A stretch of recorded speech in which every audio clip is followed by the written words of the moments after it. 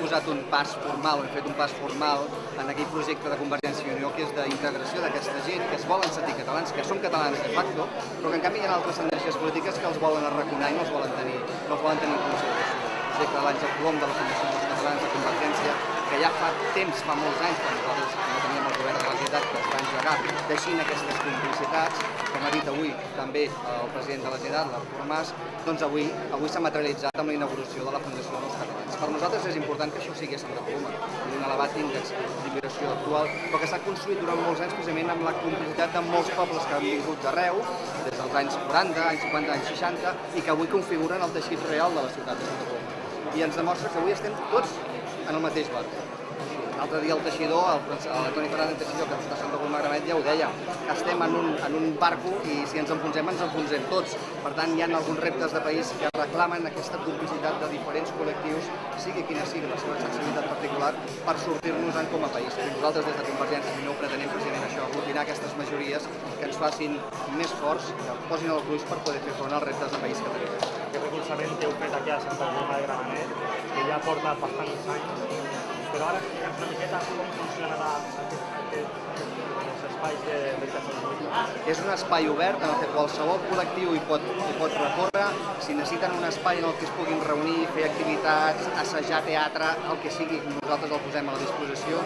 Hi haurà també alguns espais de debat de l'actualitat política que ens pugui permetre eixamplar els horitzons, que això també es podrà fer en aquest espai, però en definitiva és un espai molt permeable a la ciutat per qualsevol tipus de col·lectiu, no només els catalans, i que faci rellançar precisament l'activitat en una ciutat que realment té molt de futur, té molt de talent i que té molt de potencial.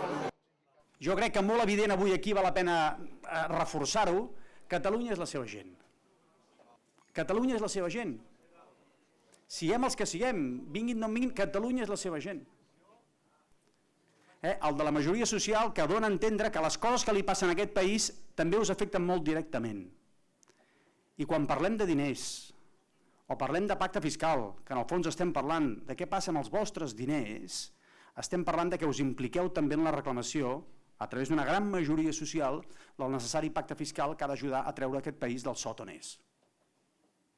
I per tant, els nous catalans us demanem aquesta implicació també, que ajudeu a configurar la majoria social que ajudi a articular amb molta potència la reclamació d'allò que és just per vosaltres.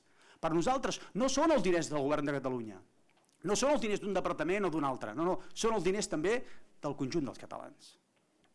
Avui, aquí mateix, una mica més amunt, a Santa Coloma de Gramenet, una mica més amunt, estan celebrant 30 anys de la immersió lingüística. Va néixer aquí, a Santa Coloma de Gramenet. Igual que aquest local, amb un munt de voluntarisme, amb un munt de gent il·lusionada, amb ganes. Va néixer la possibilitat de la immersió lingüística, de fer del català l'idioma vehicular, amb tota la conversió que va suposar anar, per entendre'ns, educant un munt de mestres que ni tan sols es veien amb cor de fer una classe en català. Centenars i centenars i centenars i milers de mestres que van passar pel reciclatge de poder esdevenir avui els grans actors de la immersió lingüística. Fa 30 anys, avui allò ja és per tots plegats un gran èxit col·lectiu. Aquest espai que neix a Santa Coloma de Gramenet, que és per cert producte de tota una sèrie de feines i de treballs que s'han fet en els darrers anys, i no quan nosaltres hem estat en el govern, sinó quan nosaltres estàvem a l'oposició i en la travessia del desert, aleshores va començar tot allò, i aleshores es van començar a teixir i a cosir totes aquestes complicitats que hem anat creant amb uns col·lectius, amb uns altres, amb aquestes persones, amb aquelles altres, quan ningú es fixava en nosaltres perquè no teníem el poder. I si haguéssim sabut com era el poder, doncs escolteu, Déu-n'hi-do. Déu-n'hi-do. Però hi som i complirem. Hi som i complirem. I encara que les dificultats siguin molt grans i les onades també molt grosses, no et posis nerviós, complirem. Hi serem i tirarem endavant. Però és molt important recordar això. Nosaltres tot això ho vàrem començar a construir quan no estàvem en la línia visual d'aquells que manen. Ho veuen massa amb nosaltres, però sabíem ja aleshores que aquest no era un projecte de govern, aquest era un projecte, com s'ha dit abans, de país. I els projectes de país es construeixen, estiguis en el govern o des de l'oposició. I aniria molt bé que aquest missatge en aquest moment més d'un també l'entengués.